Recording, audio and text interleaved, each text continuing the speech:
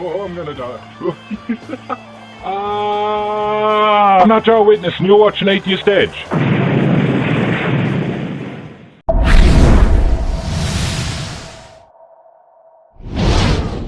The decisions you make affect your quality of life.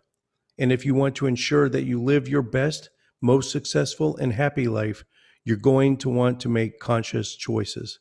That can be done with a simple thing known as critical thinking. Why is critical thinking important? Good question. Here are a few undeniable reasons why it's crucial to have these skills. Number one, critical thinking is universal. Critical thinking is a domain general thinking skill. What does this mean? It means that no matter what path or profession you pursue, these skills will always be relevant and will always be beneficial to your success. They are not specific to any field. Number two, it's crucial for the economy. Our future depends on technology, information, and innovation.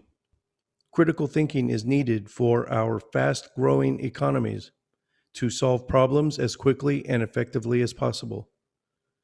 Number three, it improves language and presentation skills. In order to best express ourselves, we need to know how to think clearly and systematically. This means to practice critical thinking. Critical thinking also means knowing how to break down text and in turn improve our ability to comprehend. Number four, it promotes creativity.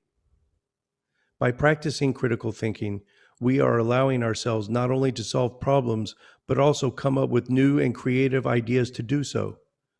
Critical thinking allows us to analyze these ideas and adjust them accordingly.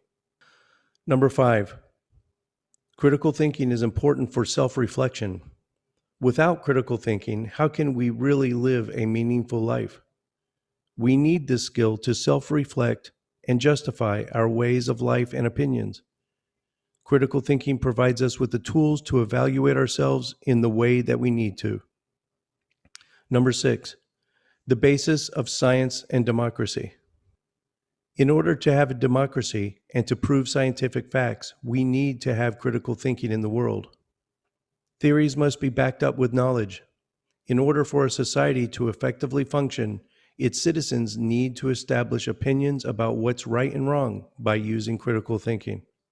All right, so that's some of the importance of critical thinking skills, why we need them. All right, so I enrolled in a month-long course in May of this year entitled Critical Thinking for the 21st Century.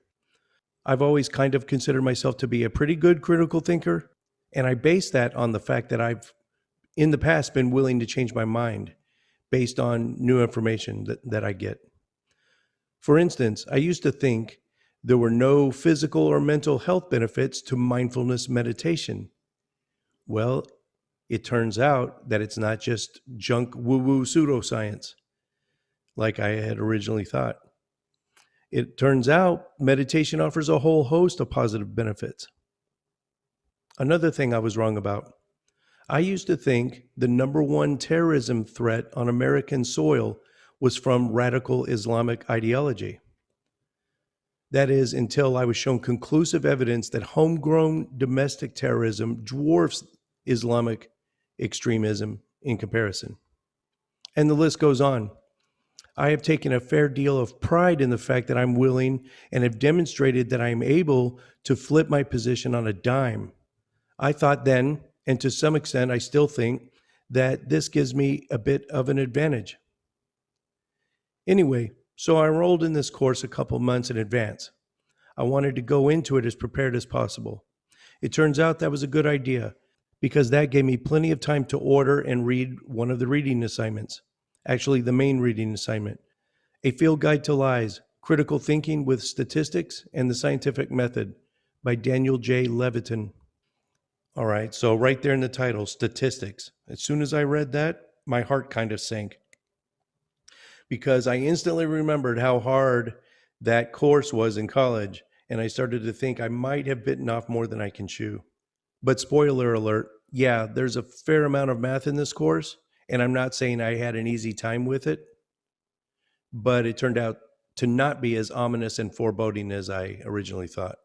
In preparation for this course, I stayed in constant contact with the instructor. You may have heard of him. Dr. Richard Carrier is a PhD in ancient history from Columbia University. He's an author and activist. His work mostly focuses on empiricism, atheism, and the historicity of Jesus. He's a longtime contributor to philosophical websites, including the Secular Web and Freethought blogs. Dr. Carrier has published a number of books and articles on philosophy and religion in classical antiquity, discussing the development of early Christianity from a skeptical viewpoint and concerning religion and morality in the modern world. Now, this course costs $49, and if you're wondering if it's worth it, the mere fact that you'll be learning and interacting with someone of Dr. Carrier's academic caliber makes the cost more than worth it, in my opinion. Compare that to any one of dozens of the cold, impersonal online learning programs or the apps you see that charge $10 to $20 a month or more. The course began with an email, a welcome aboard message, and course introduction. Pretty straightforward. Everything is done through Google Groups. This means if you don't already have a Google account, you would need one. If you're logged into YouTube right now, you have a Google account. Google, Gmail, YouTube, Google Drive, Google Groups, it's all the same login. Dr. Carrier is surprisingly approachable, and he responded quickly to all my initial questions. So the course itself is divided into 4 sections, each section lasting 1 week. The reading assignments take up a huge percentage of your total time spent. It was a bit overwhelming at first, but once I got started, it went fairly smoothly. Now, I've always been something of a button sorter, and I have OCD, so I sometimes have to read the same section multiple times, and I won't allow myself to continue until I fully digested the current point. And I took notes, lots of notes, 54 pages of notes total. Here's a look at the list of required reading assignments for this course. Well, 313 pages in the aforementioned Field Guide to Lies. Then there's Fallacy Files, Taxonomy of Logical Fallacies, Bo Bennett's Logically Fallacious, Wikipedia's List of Cognitive Biases, Big Think's Cognitive Bias Codex, WebTree at Changing Minds tutorial on argument,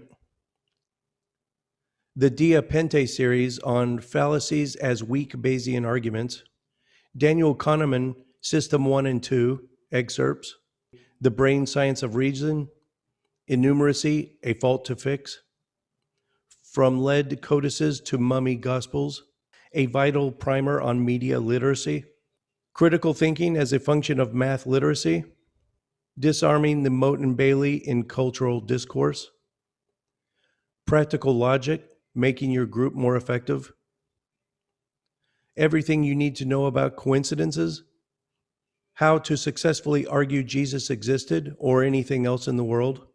So about that amazing atheist video, Sean's Skills, How to Learn from Exemplary Cases, The Irrationality of Politics, Why Facts Don't Change Our Minds, The Backfire Effect is Mostly a Myth, and finally, what are the best nonpartisan news sources? A media bias chart. This would be a good time to tell you that you don't receive a final grade on this course, nor is it accredited with any universities. This is just for personal learning and skills development. That's good news if you're like me and you worry about passing. And if you currently happen to be a philosophy or math major, it will definitely help you with your overall knowledge. It even touches onto fields like law, accounting, sociology, and even Latin.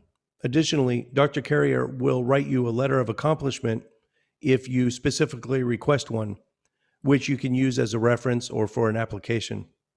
Just like the garbage in, garbage out maxim in computer science, you'll get out of this course exactly what you put into it.